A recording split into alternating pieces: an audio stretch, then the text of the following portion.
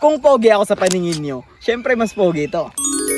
Mitsubishi Mirage 2018 GLS variant na naka-automatic transmission. Di ba pogi yun? At dahil GLS variant to, syempre meron siyang integrated signal light na nandito na mismo sa kanyang side mirrors.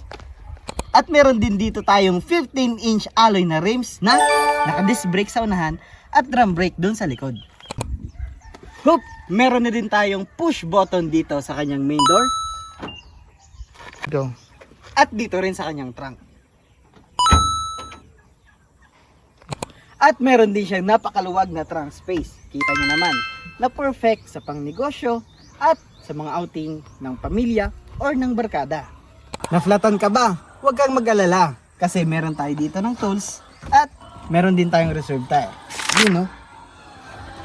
At ito pa, another feature kasi yung kanyang bubong is na-repaint na sa black at meron din siyang shark fin type na antena. Dito naman sa loob, kapansin-pansin rin kapag pumasok ka yung kanyang two-toned color interior design. Tingnan nyo, yan. Black. At dahil GLS na to, naka-push start button na din siya. At meron siyang mga button dito sa kanyang manibela. At hindi lang yan, kasi no worries guys. Lahat ng kanyang power windows at central lock ay gumagana pa.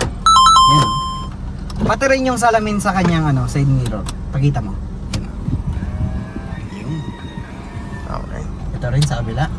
Yan. Yo. Ngayon, dito naman tayo sa back row. Yan o. Uy. Napakaluwag pa.